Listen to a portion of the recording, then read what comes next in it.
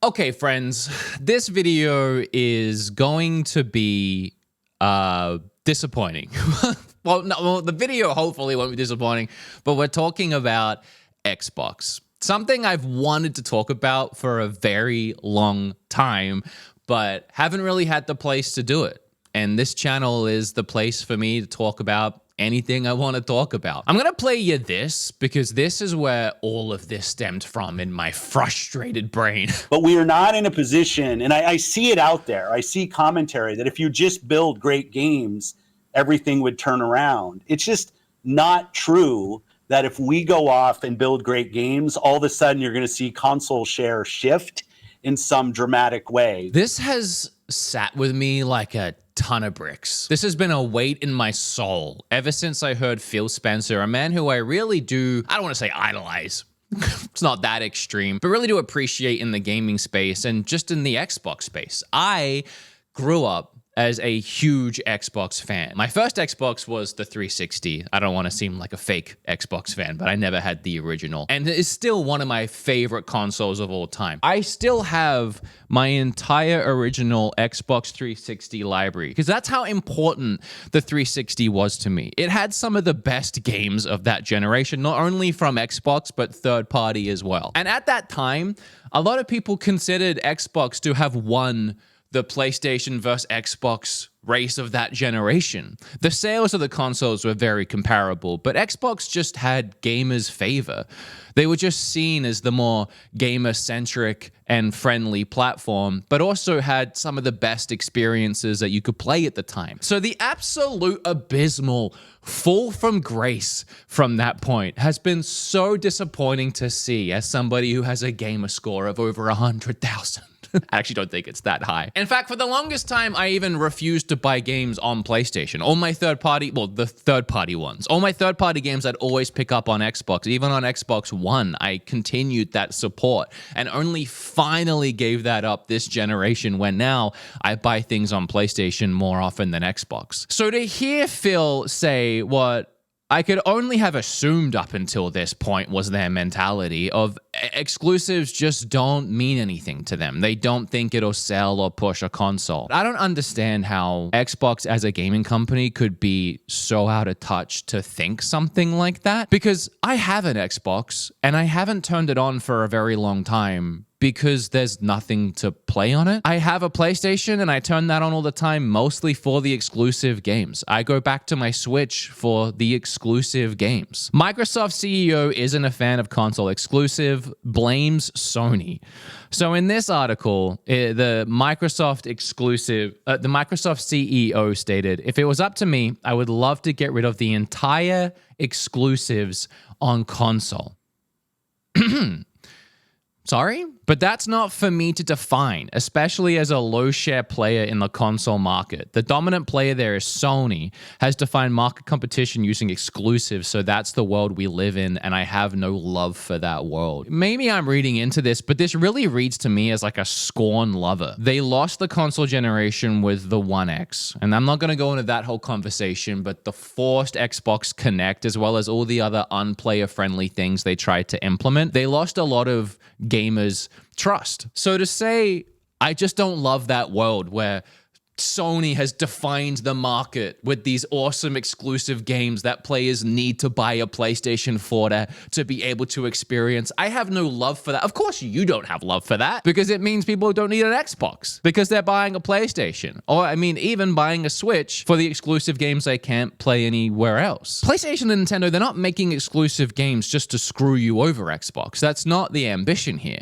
It's so that they can make money on their hardware and their software. It's pretty standard knowledge that consoles cost a lot of money to build, and these game companies take a loss when they sell them. Nintendo selling a Switch at $300 doesn't make their money back on the console. Even a PlayStation Pro, as much as it is at $700, it's technically a loss for them. I mean, you want to try and build a PC the same capability of a PlayStation Pro, you're going to be spending over $1,000, if not $1,500.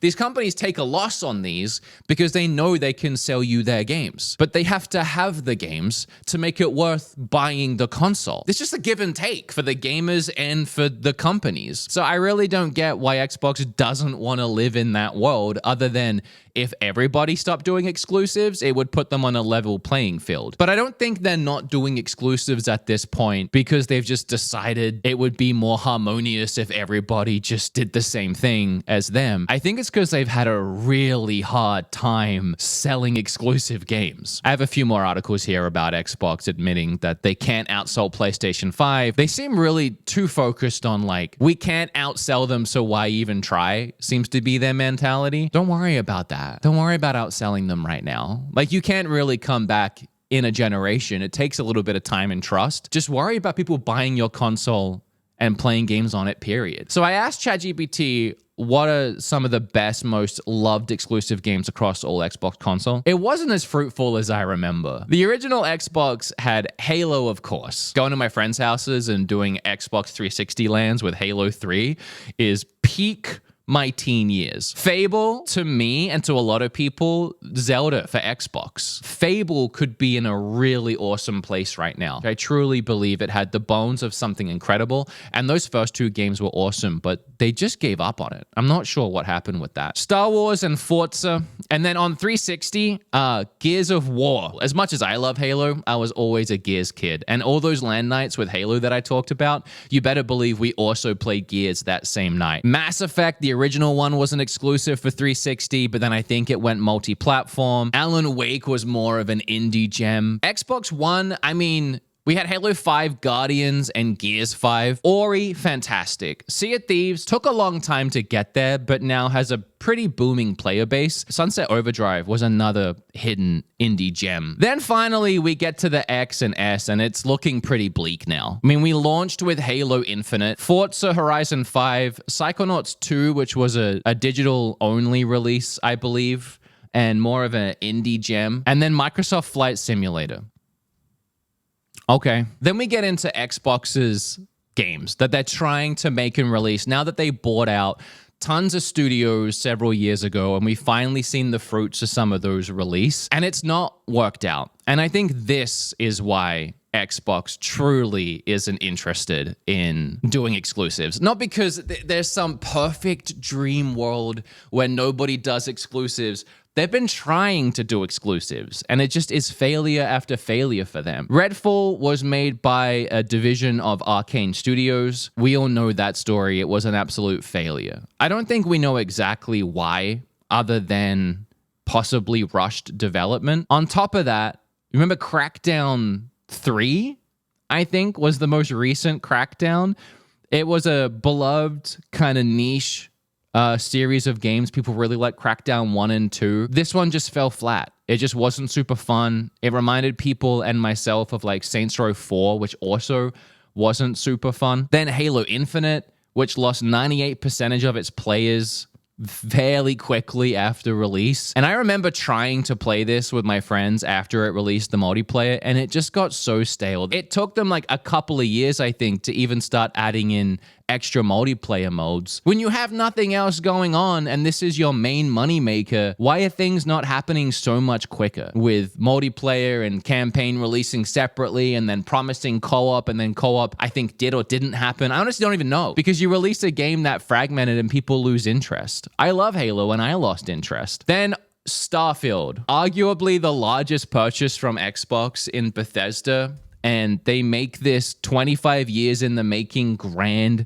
experience that they've always wanted to make, supposedly. I mean, it was supposed to be like Skyrim in space, and a lot of people did like it, but whether you like it or hate it, it was, for all intents and purposes, a flop. And if that game, if Starfield, a big Skyrim Bethesda in space game, flopped, after Halo flopped, after Crackdown flopped, after Redfall flopped, you can see where Xbox is starting to think, maybe we don't need these exclusives. And I mean, yeah, sure, they're not helping. I don't know why any of these would actually help.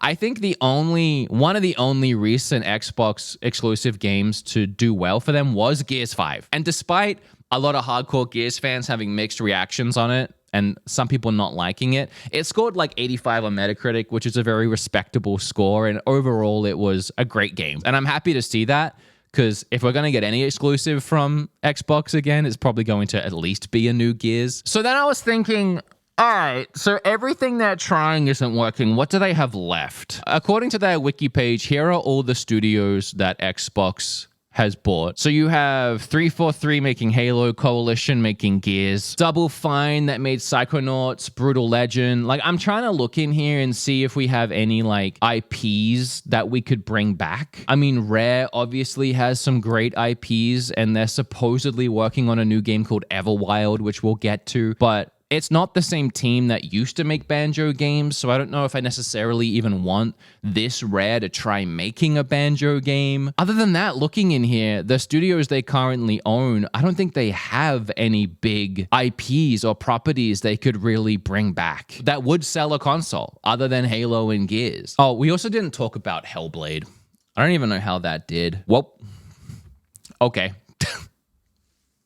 That's a shame. I actually really liked the first Hellblade, and even I wasn't super interested in playing the sequel by the time it finally released. So we're in 2024, and the last half a decade, they've edged us with games like Fable, Senua 2, Avowed, Everwild, big games that we've been excited about, and they're still, for the most part, nowhere to be seen. Senua finally released, and it just felt like it took too long. I think at this point, as far as exclusive games go for Xbox, there's two that most people are really hoping are good. What could bring people back to turning their Xboxes on for the first time in years is either Fable or Elder Scrolls 6. I'm not even sure if it's going to stay on Xbox, but as of right now, it's only on Xbox and, of course, Xbox PC. So hopefully these two games, one of them, if not both of them, will actually be somewhat successful and show Xbox that, hey, if you make an actual good game, it does bring people back to your software, to your hardware, to your console. It actually does help. All I can assume is Xbox is looking at these exclusive games and they're going, yeah, these don't help. You can't really look at these and then also look at God of War and Last of Us and Horizon and these other great experiences that PlayStation are making and going, man, I really wish PlayStation wasn't doing that because it's not helping anybody. We've tried it and it sucks. And at this point, Xbox has truly given up on the concept of making great experience in their games, and they're just trying to double down on making their experience more of a service where you have Game Pass, where you can spend $1 for like 3 months if you get in a promotion, and you can just play all their exclusive games and a ton of games on their library. You can even use their cloud service, and you don't even have to download the games anymore. You can just stream them to the cloud.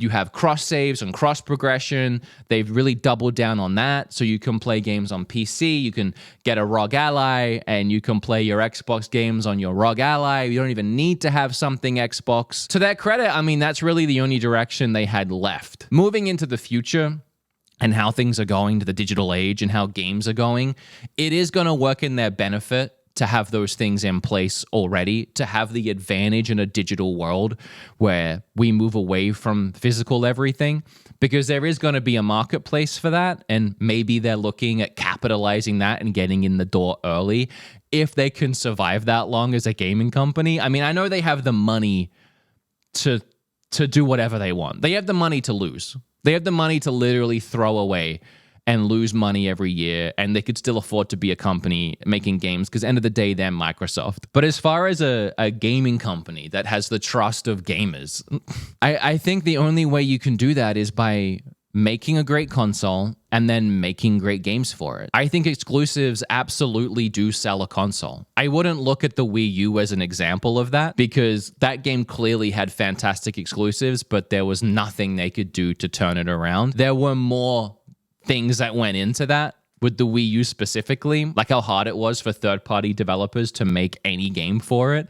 So it had no third-party support and really only exclusives. What Xbox really you'll want to do is have a console that can play all of the current games, like what you have is, and also a console that has exclusives worth buying and picking up. I think a good example of them really not understanding this is them firing and shutting down the studio that made Hi-Fi Rush. It was in the middle of winning awards for being one of the greatest indie games that released last year, I think. It was beloved and got so many people talking about an Xbox game and so many people playing an Xbox game. And to not see the value in it enough to then go ahead and shut down that studio in the middle of it being praised and handed awards is probably the pinnacle of my absolute sheer disappointment in the company of Xbox, and really coming to terms with the fact that they just don't get it. They might understand a lot about the gaming space, but they do not understand video games anymore. They are not a video game company anymore. It is seriously the most disappointing time to have grown up as a big Xbox fan. I feel like the writing of what they should do is just glaringly on the wall. I feel like all of us as fans of them are screaming at them constantly what we want and what they should do and what we would do to give them money. And all they keep doing is releasing themed Xbox controllers and colored skins and disappointing video games. I really hope that Fable and Elder Scrolls 6 are good, but their mentality now is just to take all their games and put them anywhere, everywhere, anyway.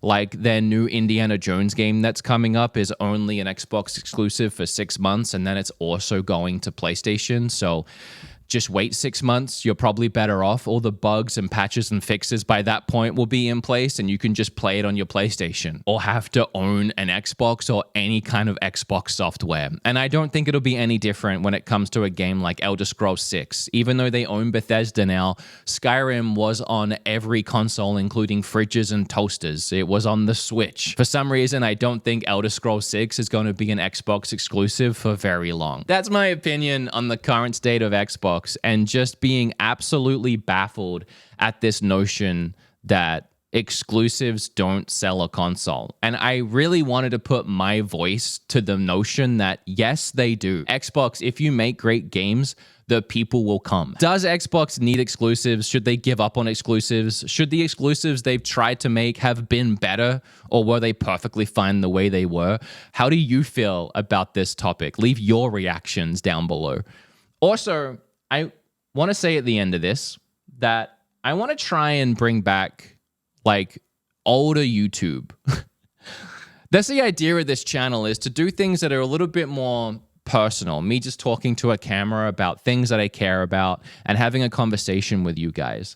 So one of the things that I loved about old YouTube that people never do anymore, people used to show like fan art or like goofs and gaffs. If you guys, for these React 'em Ups videos, want to send in any fan art or just memes that you find online, or you want to make your own memes or anything that you think would be a good goof or gaff for the end of the video, please feel free to do so. Also, if you have any topics for the videos or things you want me to talk about next, there are going to be days where I don't have something to talk about, and maybe I can pull from the comments of the last video. Deus knows that I got into 3D printing, so they've made a model that I can actually 3D print, and I'm going to try and 3D print this today for tomorrow's video. It's going to be one color. It's not going to be all those colors, but the fact that you did dollar is so cute. Thank you. And then Denny also, I think that's me.